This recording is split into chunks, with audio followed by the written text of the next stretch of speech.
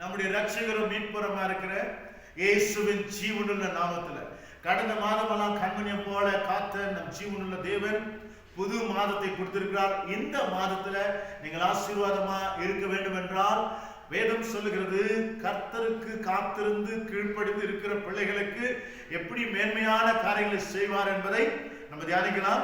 பாருங்க, 8ஆம் அதிகாரத்துல, உபாகமம் புஸ்தகத்துல 8ஆம் அதிகாரத்துல நான் வாசிக்கிறேன்.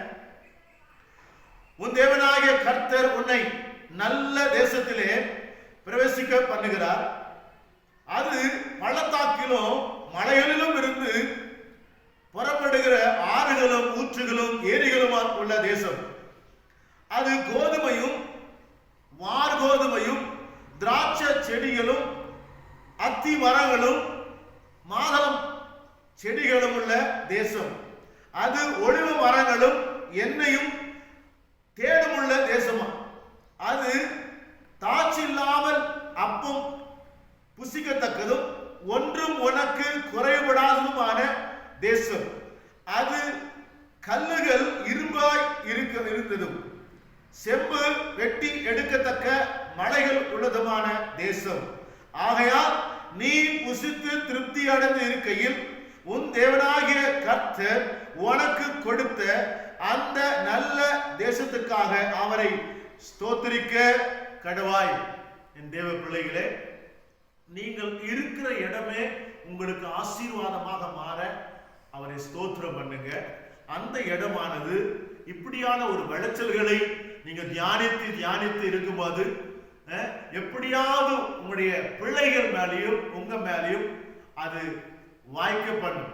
சங்கீதக்காரன் இப்படியாக சொல்லுகிறாரு பாருங்க, சங்கீதம் 147 இப்படியாக சொல்லுகிறது. 11ஆம் வசனத்தை வாசிக்கிறேன்.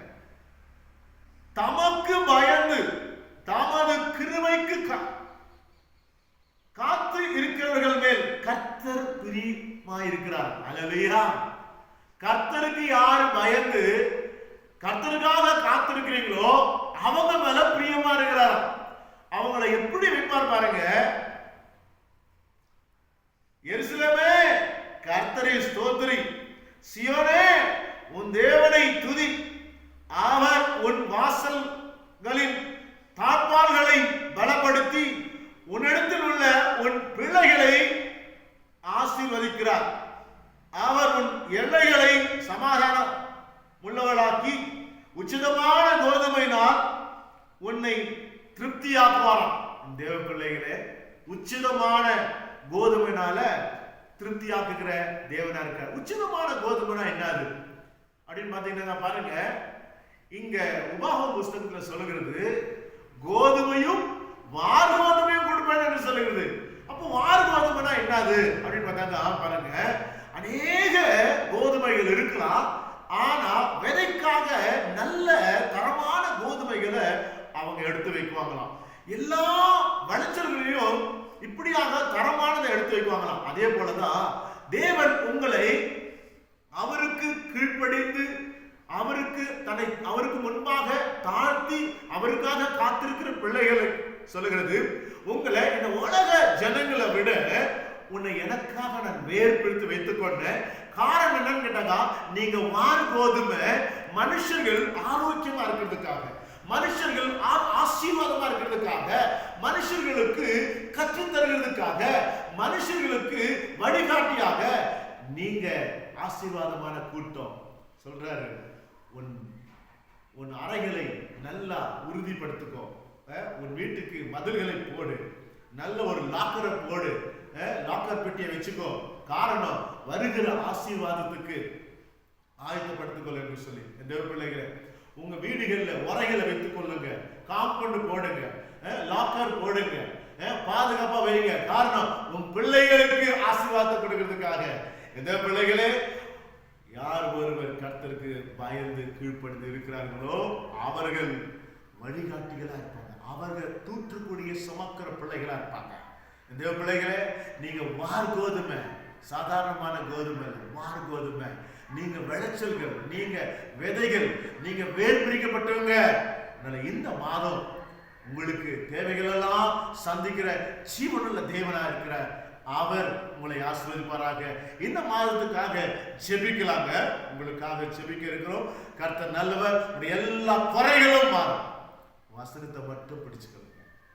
உன்னுடைய சிறையிருப்பு மாறும், உன் வறட்சிகள் மாறும், உன் அங்கலாய்ப்பு மாறும், உன் ஆசீர்வாதம் குவியல் குவியலா வந்து விடும். என் தேவ பிள்ளைகளை ஜெபிக்கலாம்.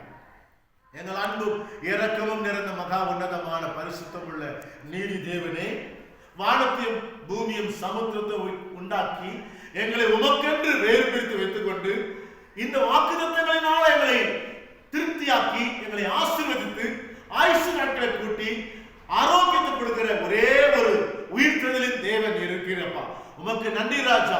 யார் இதை கேட்டுக்கொண்டிருக்கார்களோ, வியாதிகள் இருந்தா இப்பொழுதே சுகமாகட்டும், வறட்சிகள் இருந்தா இப்பொழுதே ஆசீர்வாதமாக மாறட்டும், கடன்கள் இருந்தா இப்பொழுதே எல்லா கடனுக்கும் வழி செய்யப்பா. குடும்பத்துல சந்தோஷம் இல்லாத இருந்தா அந்த சமாதான கர்த்தரா இருக்கிற யெகோவா ஷாலோம் வீடுகள்ல சந்தோஷத்தை உண்டாக்குங்க. பிரிவினைகள் இருக்கிறது, ஒன்றாக மாறட்டும். அவங்க வீடுகள்ல பிள்ளைகளுக்கு ஆசீர்வாதத்தை குவியலா கொடுங்க. ஆசீர்வாதத்தை வழிநடத்துக்குமா.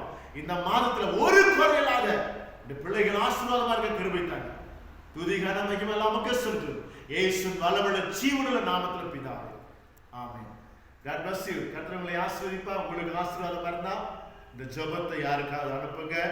சப்ஸ்கிரைப் பண்ணுங்க, லைக் பண்ணுங்க, ஷேர் பண்ணுங்க. God bless you.